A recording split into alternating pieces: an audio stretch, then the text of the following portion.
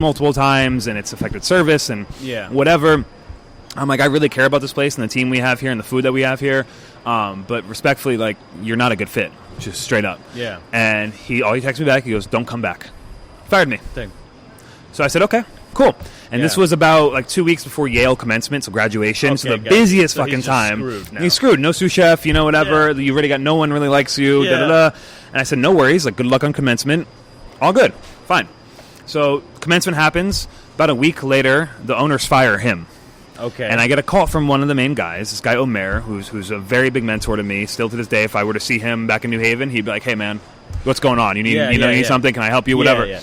And he calls me. They owned 2 other places in New Haven. Rudy's Bar, which is still one of my favorite bars. Shout out to New Haven right there. But Rudy's Bar, and there was a little Maison and Mathis. It's like kind of bistro-y, breakfasty, brunchy spot for like students or whatever. So they owned 3 spots. They were restaurateurs, these guys. And Omer had called me into his office at Rudy's, and he's like, first of all, Brooke is gone, the chef. He's like, he's done.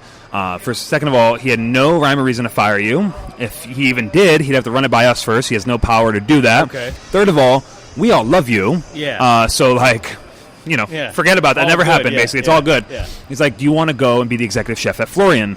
And I'm like, whoa. That's a big upgrade, Like, I just started. I don't even finish my first year as a sous chef there, and now you're offering me the executive chef position. And I'm like, I'm not ready. Like, I knew. And I think a big, if I had to, like, looking back on my story so far, a big thing is knowing when to say no, right?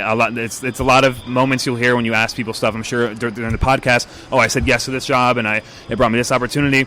But for me, it's been the opposite. Saying no has brought me way more opportunities than saying yes. 100%. And that's being comfortable in your own skin. That's being confident in your abilities. Yeah. And obviously, I've made mistakes, too. I've made the wrong choice. I'm like, oh, maybe I could have done that. But I don't think so. I have 0 regrets because it's led me to where here we are talking about this stuff, Like you said, you're always in the right place, right? Mm-hmm. And so I said no, respectfully declined the job. I was like, I'm not ready. I don't want that pressure, and I'm not a fit for it yet. Not yet. One day, but not yet. He goes, well, do you want to work at Rudy's? And Rudy's had really good bar food, and it's more casual, obviously. Mm-hmm. And I was like, you know what? I lived right behind it, and I'm like, dude, I really love this bar so much that if I worked here, I think I would lose that love for it, It would really mess it up for me. And I'm just like, no, respectfully, I'm good. He's like, okay, well, we still want to keep you, obviously. He's like, do you want to be a cook at the bistro place? I'm like, no, I don't want that either, actually. He's like, okay, well, what do you want? Anything. If I can give it to you, like, we love you so much, what can I do for you? I was like, well, I want to go to New York, actually. It's always been my dream to go there. And he's like, okay, well, we have 2 restaurants in New York. You say the word and you're in there. And I'm like, dude, I hate to be this guy, but no, I'm good. I got to go make my own move. I got to break free. I got to just see what's there. Yeah. And it's so funny because looking back at that and regaling that story, I had just signed my lease for my apartment for another year. Yeah. I thought, okay, I'm about to hit a year at Florian as a sous chef. I'll work 1 more year here, then move to New York. 2 years as a sous chef, and give me some good experience to get into like maybe a junior sous role in New York or something. Like, I'll be equipped. And then I get fired, and my whole world kind of turns upside down. And I said, you know what? I'm a year ahead of schedule, and I got to find someone to take over my lease. I got to move my shit. I don't know anyone in New York, but I'm just doing it. Yeah. And about a few weeks later, I found myself in the West Village for an interview. And it was a stage at a restaurant that I believe is still there, High Street on Hudson. Okay. And what I thought it was going to be a stage actually ended up being just an interview. So I came all the way from Connecticut, like 2.5 hour train ride, Yep. I had, my shirt and tie on, but all my chef clothes in my bag, my knives. And I meet the chef, and it's just a 20-minute interview. I thought I was ready to work, And he's like, yeah, man, we'll set up your stage next Monday or something. And I'm like, oh, I'm like, I'm ready now, dude. Like, sleep on the street, yeah, literally. And I knew nobody. I had like one friend, right? Yeah. And this is right before Halloween, okay? And this is 4 years ago, right before Halloween. And I'd just was about to be my birthday. Right? I'm a Halloween baby. I'm 4 days before Halloween on the 27th of October, right? So I was like, kind of like, oh man, I'm broke. I have no income. My birthday's coming up. I kind of want to celebrate, obviously, but I don't have a job, and I kind of want to go to New York. Like, all these things, happening. And so I went to this little park there, and I sat in it, and I called my mom, and she was, because she wanted to hear how the stage was. She's like, oh, you're calling me already? Is everything okay? And I was like, well, actually, I don't have the stage today. It's next week now. I don't know. I guess I'm just going to chill here and, just walk around or whatever. And I'm sitting in the park after the phone call, and I called the one friend I do, my buddy Nick Valenta, and we worked in New Haven together at that hotel. Okay. And he's a sommelier, very, very talented sommelier. Just got his advanced certification, I believe. Oh, dope. Congratulations to Nick, if you ever hear this. Yeah, he's just a dope dude. Yeah. And so he was working at a restaurant called Dovetail on the Upper West Side by Chef John Fraser. He worked there. And so he was working there as a captain. And he's like, I called him. I was like, hey, man, you want to hang out? Like, you're my only buddy in New York, and we have been New Haven friends. I'm like, let's do something. He's like, oh, I would love to. I'm actually on a date right now. He's like, listen, John just opened up the Loyal in the West Village. Yeah. Just opened. They probably need people. I don't know about a sous chef, but you should just go in and eat, check it out. Don't even say anything. Just see if you can get in. So I looked it up. They're open for service at 5:30. Cool. I walk into Loyal later that night. It's 6 p.m., 7 p.m., something like that, and it's packed. It's just open, He's John Fraser's big chef, like it's a new spot, like he's getting good reviews, like busy. And at the time, they had booths in the restaurant. I got myself a little booth, and I text Nick. I'm like, hey, buddy, like I made it in. Like I got a booth or whatever. And he's like, oh, ask for so and so. They'll get you drinks, hooked up, whatever. And so I ordered a few things off the menu. I asked for the guy that he told me to ask for, and he's like, oh yeah, I got you. I'm like getting kind of drunk as I'm eating, right? Having a couple glasses of wine, some cocktails, whatever. And as I'm eating, I let it out that I'm a chef. Right? It just comes out. I was supposed to be, secret agent, and I let it out that I'm a chef. And I was like, yeah, da-da-da. And my server, he's like, hold on. I never forget this guy. His name is Ulysses. Cool name, right? Yeah. And he's like, I'll be right back. He goes back to the kitchen. He goes, oh, the chef is coming out. And mind you, I thought, the chef de cuisine or something, or sous chef, whatever. Who walks out? Jay Frage.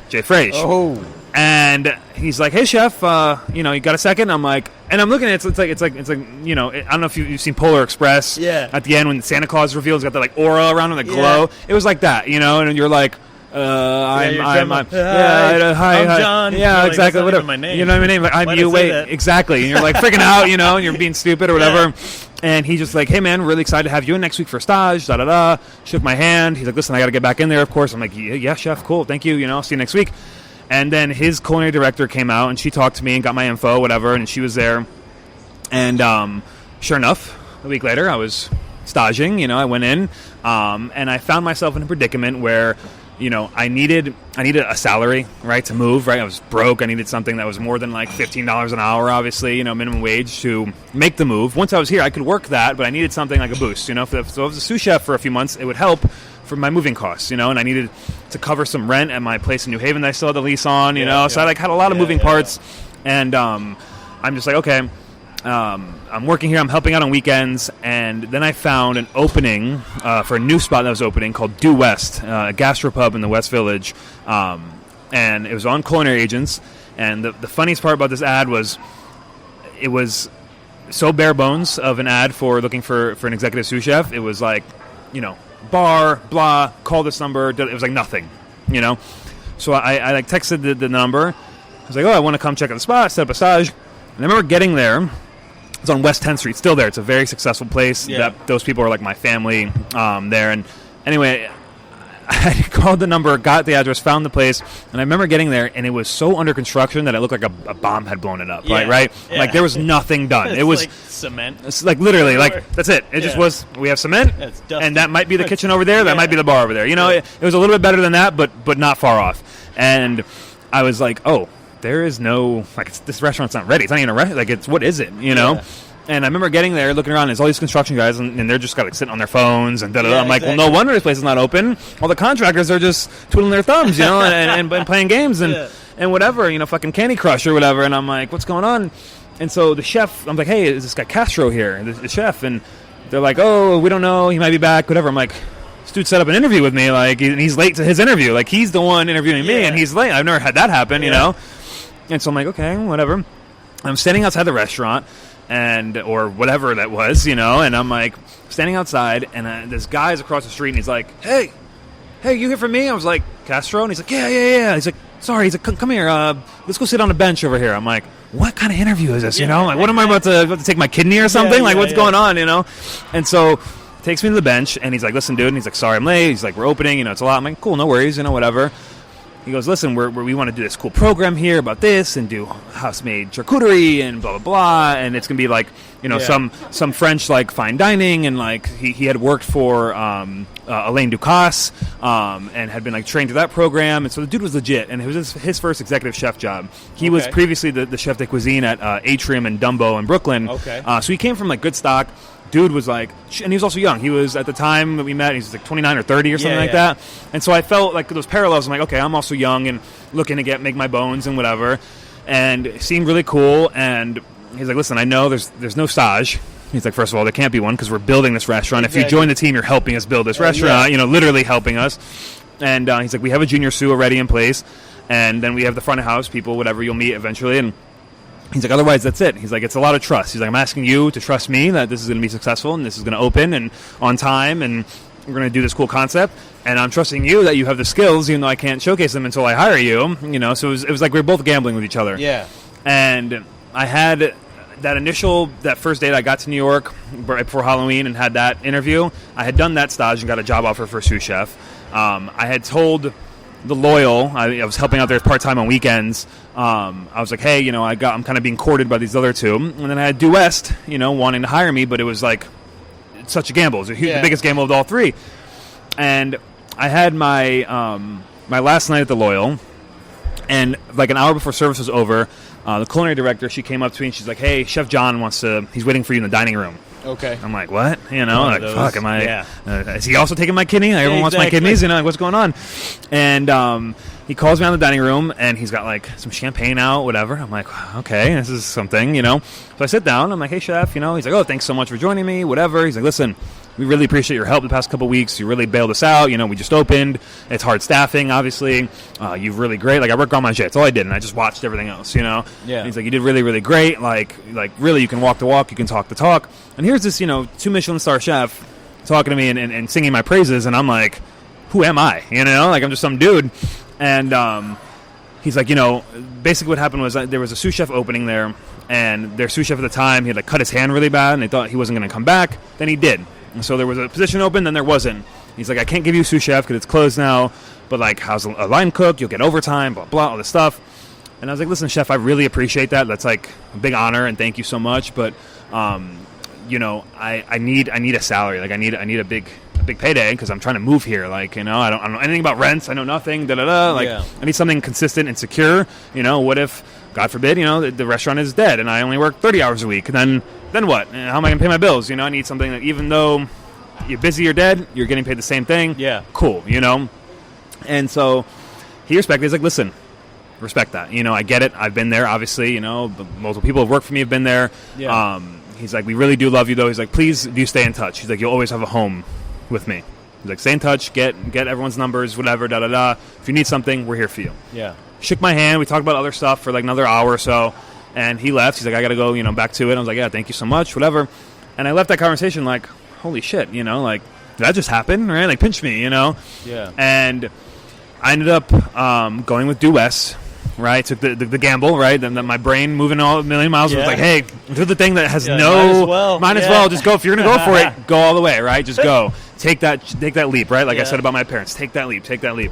And so I did, and that opening was my first opening, and it was absolutely gnarly. I would sleep at work sometimes, like on the floor on the banquette, just to get this fucking place open, And all this is going on. I just moved to the city finally, got like a month-to-month place in the Upper West Side, and like got really lucky on this apartment. But I was never home. I was never using it. It was like it was a mattress and some blankets, and in the winter, Yep. And my mom at the time, unfortunately, was in the hospital as well, and she was going through some stuff. She like nearly died from a throat surgery. She's great now. Mama J is the best. She came to our opening night here at Hera last week and whatever. But she nearly left us, and it was a very stressful time here. I'm opening a restaurant. It's around the holidays. This is going on. It's around Christmas. It's my first opening. I'm the executive sous chef. Like, my mom's in the hospital. It's so much shit, on my plate. And in very me fashion, I was like, I thought, like I said about my dad, he was like, oh, I wasn't stressed during the opening and during this and during when your mom was pregnant and whatever. And I was like, why am I stressed right now? She's okay. She's not dead, right? She's healing. The restaurant is opening, da-da-da. She got out of the hospital, which was great Christmas news, early Christmas gift. And then we had opening night on New Year's Eve, if you can believe it, okay? So imagine that. And Who planned that? Right, and that's what we had to, because we were like, we had been so far behind, like 9 months to a year behind opening this place, that we had to soft fucking opening or just fucking open. It's open. Okay. Like we literally, I have videos somewhere on my phone still of us pulling down the paper from the windows and like people like looking in and finally being like, oh my god, you guys are here. We